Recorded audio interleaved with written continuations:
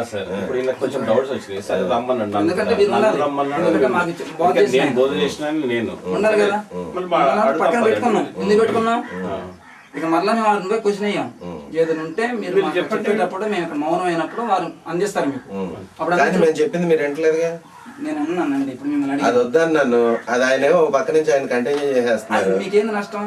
నాకు నష్టమే, నేను అలా సిద్ధపడి రావాలి, అందుకోసం నేను రెడీ అయ్యి రావాలి. మన వాక్యంలో సిద్ధంగా ఉండాలి కదండి. ఇప్పుడు నేను ఏదైనా చెప్తున్నానంటే I'm prepared to tell anything, మీరు కూడా ఇప్పుడు ప్రిపేర్డ్ టు టెల్. చెప్తాను, కాకపోతే అది వద్దంటున్నాను అంతే. సరే సరే, నువ్వు ఇద్దరం కాకుండా ఒక విషయం. ఇప్పుడు మీరు చెప్పేది సత్యవాక్యం, ఇది మీ కన్ఫామా? మీ మనస్సాక్షి దాన్ని ఒప్పుకుంటున్నా? ఒప్పుకుంటున్నప్పుడు వీడియో తీసిన ఏం కాదు, ఆడియో తీసిన ఏం కాదు, అది ఎదుటి వ్యక్తికి ఇష్టం లేకుండా చేయకూడదుగా మనం. మీరు చెప్పే సత్యవాక్యం మీకు ఇష్టమైన కష్టమైన బుక్ ఎందుకు రాశారు? ఎవరికి ఇష్టమైందని చాలా మందికి ఇబ్బందిగా ఉంది, ఇది చాలా మందికి ఇబ్బందిగా ఉంది. అవునండి, ఎవరికి ఇష్టమైన చేశారు దీన్ని? ఒక విషయం చెప్తున్నానండి, ఇద్దరు వ్యక్తులకి సభాత ఆశ్రయించే ఒక విషయం చెప్తున్నా వినండి. చాలా పుస్తకాలు మనం చదువుతున్నాం, అదొకటే కాదు. ఇది చాలా పుస్తకాలు మనం చదువుతున్నాం, అదొకటే కాదు. అంటే ఇప్పుడు క్రైస్ట్ ఆఫ్ చర్చ్ మీరు పెద్దలు అని చెప్పి మీ దగ్గరకు వచ్చినాం సార్. అదే సార్ చెప్తున్నా ఒక మాట, that is the main point. ఏంటంటే ఇప్పుడు అన్ని పుస్తకాలను మనం అట్లా పట్టించుకోవట్లే. ఎందుకు పట్టించుకో? సత్యవాక్యాన్ని వ్యతిరేకంగా అనిపించిన పట్టించుకోమండి, పర్లోకంలో చెప్పేది వినండి సార్, వినండి, చెప్పేది వినండి. మీరు కాదంటలే, నేను ఓకే చేస్తున్నా. కాబట్టి మనం ఈ బుక్ గురించి ఆలోచిస్తున్నాం, మీరు చెప్పిన దానికి నేను అంగీకరిస్తున్నా. ఇప్పుడు మేము చెప్పేది ఏంటి అనేది పరిశీలన చేయాలని మమ్మల్ని పిలిపించారు. మరి మా ఆలోచన ప్రకారం దాన్ని కూడా మీరు తప్పించేస్తారనుకో మనం మాట్లాడుకోవచ్చు. ఇదంతా మీ తలంపులే బుక్ లో రాశారు సార్, టెక్స్ట్ బుక్ గా. చెప్పండి. ఈ టెక్స్ట్ బుక్ మీరు ఏం చేస్తున్నారంటే మాకు లెసన్ ఇస్తున్నారు. ఇప్పుడు అర్థమైందా? టెక్స్ట్ బుక్ ప్రింట్ అయినప్పుడు లెసన్ రికార్డ్ అవడం తప్పేం లేదు. మీ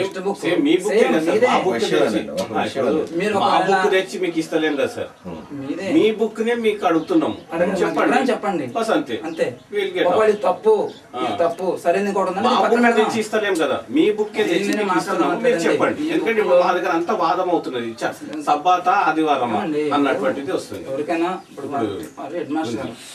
నేను దానికి సమాధానం చెప్తానని చెప్పాను, సబ్బాత ఆదివారం అనేదానికి చెప్పండి. కానీ ఎలా చెప్తామని చెప్పాను, ఒక సీక్వెన్స్ లో ఆలోచిద్దాం మనం అని చెప్పాను నేను. ఒకటండి, మీరు ఈ బుక్ చదవలేదు అన్నారు, చదివినారు చెప్తున్నారు, చదవని మీకు టైం ఇచ్చాం, మీరు చదివారు.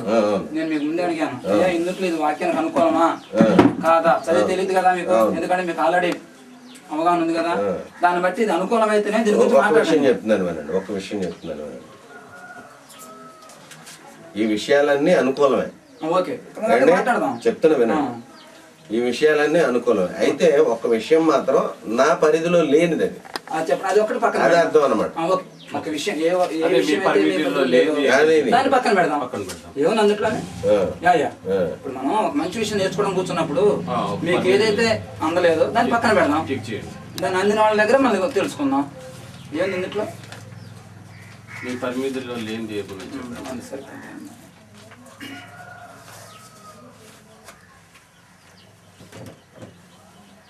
4వ పేజీలో ఉంది చూడండి.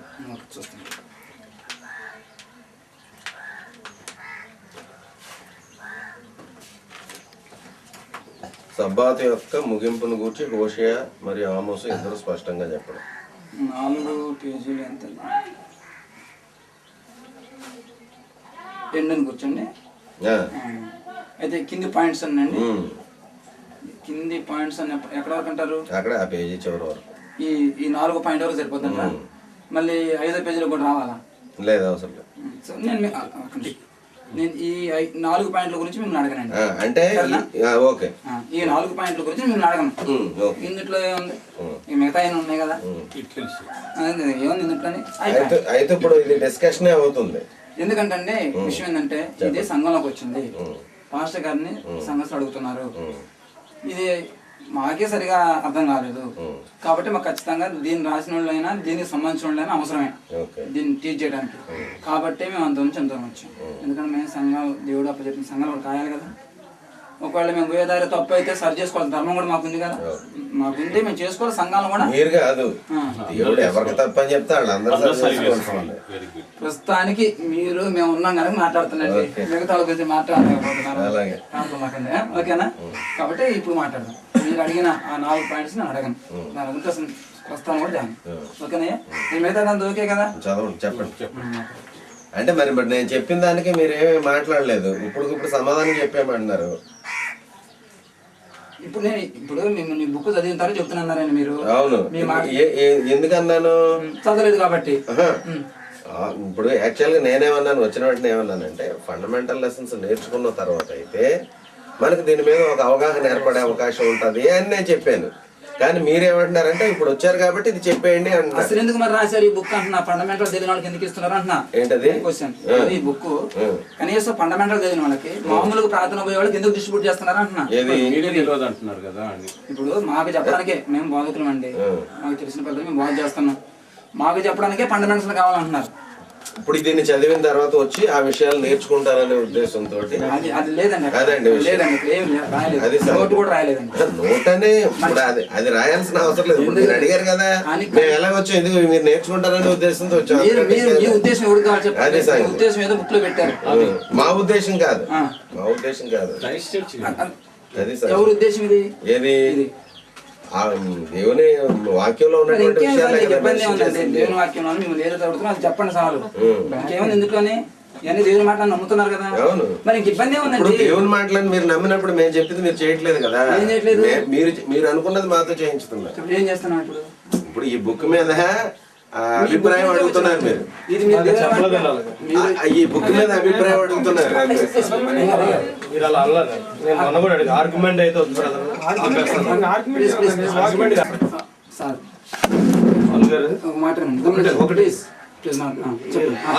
డిస్కషన్ అయితే వద్దు బ్రదర్, వద్దు అసలు. ఆర్గ్యుమెంట్ డిస్కషన్ వద్దు, సత్యవాక్యన పరిశీలన చేయడం వద్దు. మీకు దాంట్లో డౌట్ వచ్చింది, తెలుసుకోవాలనుకుంటున్నారు, చెప్పేది వినండి, తెలుసుకోండి.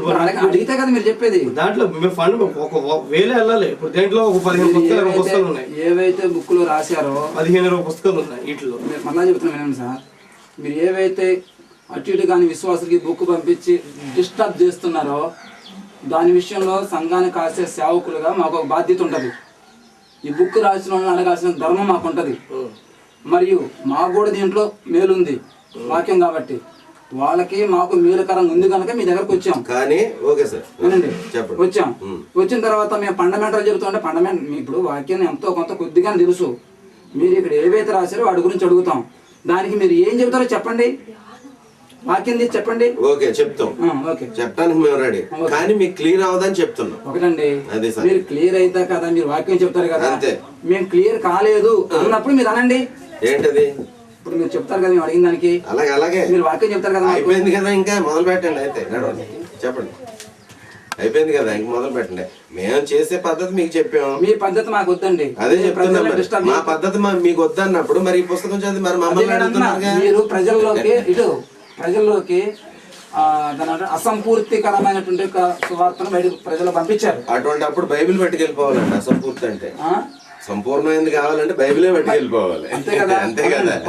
మరి అలాంటి మీరు ఈ ప్రింట్ చేయకూడదు. ఏది మీరు దీన్ని అడిగినప్పుడు చెప్పడం చాలా కదా. మేము ఒక్కడమే చేస్తున్నాం, అందరూ చేస్తున్నారా? ఈ సభ విషయం మీరు ఒక్కడే చేస్తున్నారు, మీరు చేస్తున్నారు. లేదండి, అందరూ అదే చేస్తున్నారు. ఎవరు చేస్తే ఒక విషయం చెప్తాను, కోపడకండి, జాగ్రత్తగా ఆలోచించండి. శనివారం మీరే ఆరాధన చేస్తున్నారా, అందరూ చేస్తున్నారా? చాలా మంది చేస్తున్నారు. అందరూ చేస్తారు. ఎవరికి తెలుసు? అంటే ఎక్కువ మంది చేస్తున్నారా, తక్కువ మంది చేస్తున్నారా? తక్కువ మంది, కొన్ని ప్రాంతాలు తక్కువ మంది చేస్తారు, కొన్ని ప్రాంతాలు ఎక్కువ మంది చేస్తారు. అదే అంచేత ఇప్పుడు ఏంటంటే అందరూ అన్ని చేయరు కదా. అయితే ఇప్పుడు ఒక విషయం ఏంటంటే ఈ పుస్తకాన్ని అందరూ నమ్మరు, నమ్మిన వాళ్ళు ఎవరో చేస్తారు. నేను అనేది ఏంటంటే ఈ పుస్తకంలో ఉంది దేవుని వాక్యమా, దేవుని వాక్యం అదే. మరి మీరు సంపూర్ణం కాదంటున్నారు. మళ్ళీ సంపూర్ణం అంటే మళ్ళీ ఎక్కడికి వెళ్ళిపోవాలి? బైబిల్ దగ్గరికి. అవునండి, అడిగిందని చెప్పండి. మీకు ఏమైంది? ఇది దేవుని వాక్యానికి అనుకూలం అడిగిన దానికి చెప్తున్నాం. చెప్పండి, ఏం చెప్పారు? కానీ మరి మేము చెప్పినట్టు మీరు ఫాలో, మమ్మల్ని పిలిపించారు కానీ మేము చెప్పినట్టు మీరు ఫాలో అవ్వట్లేదు. అది ఏం చెప్తున్నారు ఇప్పుడు? మాకు లెసన్ సీక్వెన్స్ లో వెళ్ళాలి. లెసన్ కోసం నిలవలేదండి. ఏదైతే ప్రజల్లోకి పంపించారు ఆ మాట మరి మాకు కన్వే అవ్వాలి కదా. ఆ మాట కన్వే అయితే మేము చెప్పి, మరి కన్వే అంటే మరి చెప్పడం చదివిన బుక్ ఎందుకు రాయాలి? ఎవరు? మేము రాయలేదు పుస్తకాన్ని. మరి దేవుని వాక్యం అన్నారు ఇది. అదండి, మరి ఉన్నాయి కదా, మరి ఇంకా దాన్ని రిఫరెన్స్ ఉన్నాయి కదా. మరి రిఫరెన్స్ ఉంటుంది, అసంపూర్తిగానే ఉంటది. ఎందుకు ఉంటది చెప్పండి, అడిగిన దానికి. నేను చెప్పింది అదే చెప్తున్నాను. మరి ఓకే చెప్పండి, స్టార్ట్ చేయండి. అయితే ఇది కంక్లూడ్ అయ్యేది మాత్రం కాదు. ఓకే చెప్పండి, అడగండి. నేను మరలా అడుగుతున్నాండి, చెప్పండి. ఇప్పుడు మీరు టిక్ పెట్టించిన 4 లైన్ పాయింట్స్ తప్ప అంటే ఆ పాయింట్స్ నాకు తెలియదు అన్న. నేను అదే సార్. అది సంగతి. మీకు తెలియదు. నాకు పూర్తి తెలుసు సార్. మీకు అందని విషయాలు 4 పాయింట్లు తప్ప మిగతా మీకు అందినయానా అందని వివరించగలరా? చెప్తాను. ఓకే, ఇంకేంటండి నీకు అందుట్లో? చెప్పండి. ఎందుకంత ఎక్సైట్ అవుతున్నారు? అదే కదా మీ excitement లో దాని విషయం అర్థమైపోతుంది. కూర్చున్నాం, నేర్చుకున్నాం ఉంది.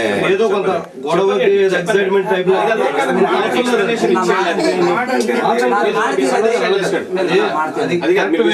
చెప్పేవాళ్ళకి ఇబ్బంది. ఏమండి ఇటు ఇటు ఇన్ని సార్లు మాట్లాడిన ఒకటే, అయ్యా అడుగుతున్నాం చెప్పండి అంటే చెప్తే అయిపోతుంది. అసలు ఏం ఉండదుగా. కానీ మీరు అలా చెప్పాలి కదా చెప్పింది. మీరే చెప్తారు. మీరు నాకు బుక్ చెప్పలే, ఒక బుక్ ఇచ్చిన బుక్ వల్ల మీరు ఇచ్చారు. మీరు బ్రదర్ అన్నారు, దీని గురించి అన్నాను మీరు. దాని గురించి అన్నారు. ఒక క్షణం. బుక్ పంపించి వేరే విషయాలు అందుకని మేమేం చేస్తున్నాం అదే చెప్తాను వచ్చాను. అందుకని మేమేం చేస్తున్నాం అంటే ఈ బుక్స్ ఎవరికి ఇవ్వం. మరి ఈ పది మా దగ్గర కట్టొచ్చింది. ఇప్పుడు ఆయన ఇచ్చాడు, ఆయన తెలియక ఇచ్చాడు ఆయన, అంతే. తెలియక ఇచ్చారండి. మేము మామూలుగా ఏం చెప్తామంటే మాట్లాడేటప్పుడే విషయాలన్నీ కూడా ఫండమెంటల్స్ తెలియకుండా ఇచ్చారండి. మీరు తెలియక ఫండమెంటల్స్ చెప్తాం. ఇవ్వకూడదు, మామూలు వాళ్ళకి ఇవ్వకూడదు అనే సంగతి తెలియక మీరు ఇచ్చారా ప్రజలకి? ప్రజలకి ఎవరికి ఇవ్వాలి? ఒక విషయం మీరు డిస్కస్ సీరియస్ గా వద్దు, మామూలుగా చూద్దాం. కాదండి, ఒక విషయం మేము చెప్తున్నారు, బైబిల్ ప్రకారం చెప్తాం. అవునా కాదు చెప్తాం. మీరు దాని అంత డిస్కషన్ వినండి, ఫస్ట్ వినండి, మేము చెప్పేది వినండి. ఇప్పుడు దాకా మళ్ళీ ఇప్పుడు మీరు కాదా అవునా అంటే ఇప్పుడు నేను చెప్పేది ఏంటంటే మీరు ఆ విషయం పాయింట్ క్యాచ్ చేయట్లేదు, అడుగుతున్నారు కదా. పాయింట్ క్యాచ్ చేయట్లేదు. చెప్పండి. తప్ప రైట్ అనేటువంటి విషయాన్ని ఈయన అంటున్నాడు కదా, అంటే తెలియదు అడుగుతున్నాడు. అది ఆ పాయింట్ తప్పించి మిగతా పాయింట్లు అడగండి. అది సంగతి. అది పాయింట్ రాదు, అడగండి. ఏ పాయింట్ అడుగుతాం అంటే అది అందులో పాయింట్లు అడగండి, మీరు అడగాలనుకున్నాడు. అడుగుతారు, చెప్పండి.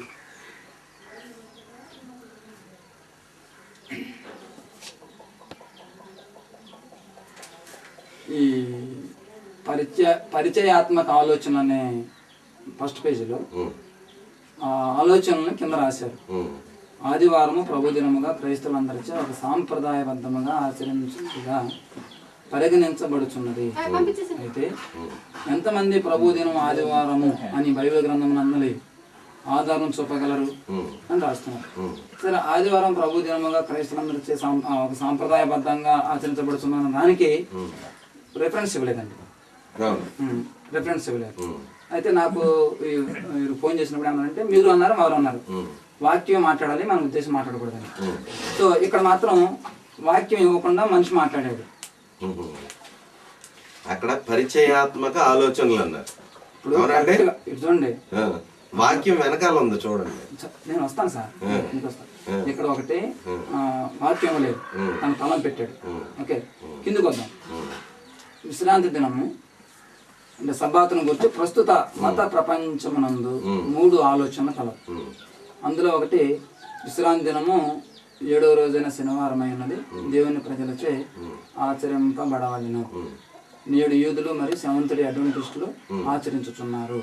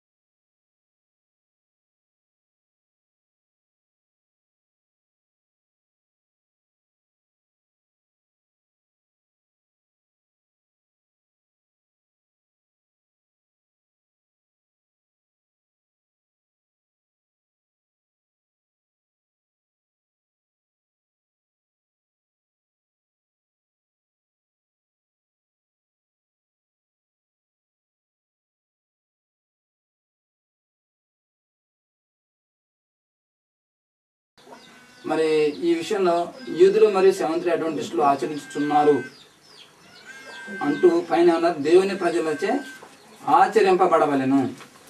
దేవుని ప్రజలు ఎవరు? శనివారమైనది దేవుని ప్రజలచే ఆచరింపబడవలెను. ఓకే,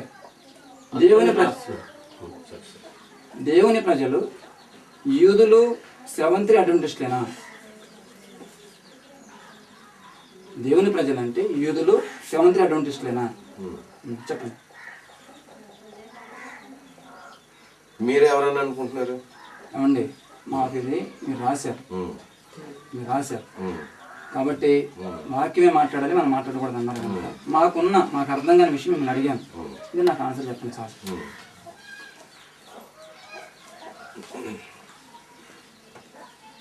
దేవుని ప్రజలు ఎవరు? ఇక్కడ మీరు ఏమన్నారంటే ఇక బుక్ రాసిందంటే విశ్రాంతి దినం సబ్బాతు 7వ రోజైన శనివారం అయి ఉన్నది డిక్లేర్ చేశారు.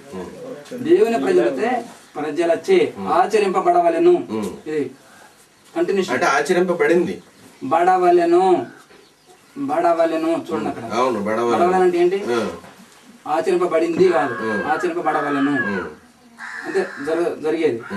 నేడు యూదులు మరియు సెవెంత్ డే అడ్వెంటిస్టులే ఆచరించుచున్నారు. సో వారు తెలిసిన మీద రాశారు. అంటే యూదులు సెవెంత్ డే అడ్వెంటిస్టులేనా దేవుని ప్రజలు? ఒకటి దేవుని ప్రజలైన వాళ్ళు వాళ్ళే అయితే మిగతా వాళ్ళందరూ ఎవరు నాకు తెలియదు. ఈ సబ్బాత్ దినాన్ని ఆచరించే వాళ్ళే దేవుని ప్రజలను డిక్లేర్ చేస్తున్నారు ఇక్కడ. ఇప్పుడు దీని విషయంలో మీ అభిప్రాయం ఏంటి? మీ డౌట్ ఏంటి? దేవుని ప్రజలు వీళ్ళేనా ఇంకెవరు కాదా? నాకు అర్థం కాని విషయం చెప్పండి. అంటే ధర్మశాస్త్రాన్ని దేవుడు ఇచ్చినప్పుడు ఇశ్రాయేలీలు దాన్ని ఆచరించారు. మీకు తెలుసు, నిర్గమకాండం 19వ అధ్యాయంలో దేవుడు చెప్పాడు, ఇశ్రాయేల్ ప్రజల్ని నేను పరిశుద్ధ జనంగా ఏర్పాటు చేసుకున్నాను అని చెప్పి దేవుడు చెప్పాడు. కాబట్టి వాళ్ళని దేవుని ప్రజలుగా దేవుని వాక్యంలో చెప్పడం జరిగింది. ఏమండి? దాని చేత దేవుని ప్రజలు ఆచరించారు దాన్ని. ఇక్కడ మీరు కరెక్ట్ చదవండి, మళ్ళీ చదవండి. తీసాను, ఆచరించారు కాదు అక్కడ, దేవుని ప్రజలచే ఆచరింపబడవలెను. అంటే వాళ్ళు ఆచరించాలా అని కన్ఫర్మ్ చేస్తున్నారు బుక్. అంటే మనం ఏం చేస్తున్నారంటే మంచిగా చాలా హ్యాపీ బుక్ రాసింది, మేము చాలా సంతోషిస్తున్నాం. ప్రభుదిన శనివారం ఆదివారం అన్నారు, బాగానే ఉంది. సరే ఏదో ఒకటి నేను తెలుసుకున్నా చెప్పి చదివాం. దేవుని ప్రజలే దీన్ని ఆచరించాలి అనే కాన్సెప్ట్ తో మాట్లాడారు. ఇప్పుడు మేము దీన్ని బట్టి ఏమనుకుంటున్నాం, టైటిల్ అది పెట్టారు కానీ ఇదేంది మమ్మల్ని బలపరుస్తున్నారు అంటే మేము దేవుని ప్రజలమే అంటే ఆదివారం చేసేవాళ్ళు కాదు, వాళ్ళు రాంగ్ ట్రాక్ లో ఉన్నారు అని మాకు ఇక్కడ అర్థం అవుతుంది. ఆ అర్థం అది కాదని మీకు ఏమైనా అవగాహన ఉండి చెప్పండి అంటున్నా. ఇక్కడున్న మీరు ఇచ్చిన 1 పాయింట్ లో ఫస్ట్ పాయింట్ లో ఫస్ట్ పేజ్ లో ఈ సభా దినం గురించి ప్రస్తుత మత ప్రపంచం నందు 3 ఆలోచనలు కలవు, అందులో మొట్టమొదటిది ఆచరణ మన సారు డిక్లేర్ చేశారు. అది ఇప్పుడు చెప్పండి, దీని విషయంలో మీకు అభిప్రాయం ఏంటి? దేవుని ప్రజలచే ఆచరింపబడవలను అంటే యాక్చువల్గా ఇప్పుడు ఆచరించమని కాదండి, అది సంగతి. ఆచరింపబడవలను అనే మాట అక్కడ రాయబడిన మాట వాస్తవమే, కానీ ఇప్పుడు ఆచరించాలని కాదండి. నేను అదే అంటున్నా. ఇప్పుడు ప్రింట్ మిస్టేక్స్ అనేవి, ట్రాన్స్లేషన్ మిస్టేక్స్ అనేవి, నేను అదే చెప్పాను ఇందాక మీకు.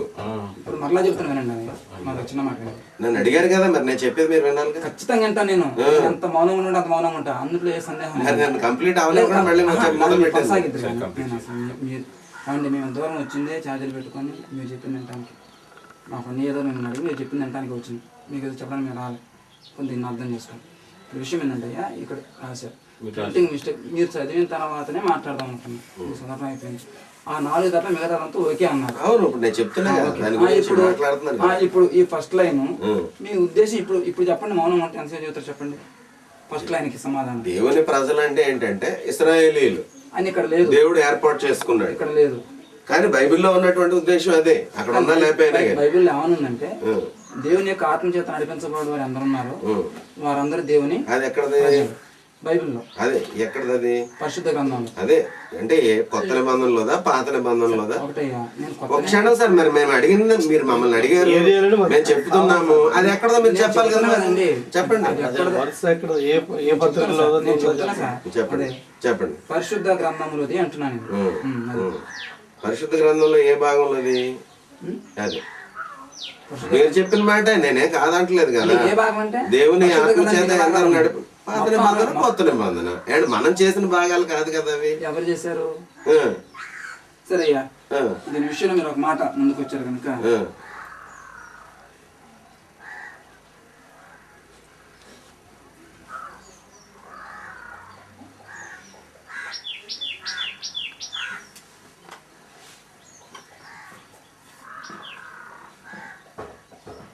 మనం చేయలేదు. ఉమ్. పాత నిబంధన అంటే ఏంటి, కొత్త నిబంధన అంటే ఏంటి చెప్పండి. నేను అదే చెప్పాను మీకు. ఇప్పుడు దీంట్లో అడిగే అయితే నేను చెప్తాను, ఇక అది మీరు ఫాలో అవనన్నారు ఒకటేనా అని చేత అది ఫాలో అయితే ఇప్పుడు మీరు అడిగింది చెప్తాను. గమనించండి. అదనమాట సార్. అయితే ఒక విషయం చెప్పండి. మీరు ఏం చేశారంటే ఇప్పుడు దేవుని ప్రజలు అనే మాట రాసి ఉమ్. దేవుని ప్రజలు అంటే దేవుని యొక్క ఆత్మ చేత నడిపించబడిన వారంటే దేవుని ప్రజలు బైబిల్ చెబుతుంది అన్నాను. మీరు ఏమన్నారు దానికి? బైబిల్ 2 భాగాలు ఉన్నాయి అన్నారు. అవును. అయితే బైబిల్ 2 భాగాలు ఉన్న సంగతి నాకు తెలియదు. ఉమ్. నేనేమనుకుంటున్నాను బైబిల్ 66 భాగాలు ఉన్నాయి. ఏమంటే పాత నిబంధన కొత్త నిబంధన అందరికి తెలిసిందే కదా సార్. నాకు తెలియదు అంటున్నాను కదా నేను. నాకు తెలిసింది 66 భాగాలు. నాకు ఏ సార్, మీరు దేవుని వాక్యాన్ని బోధిస్తున్నారు, మీకు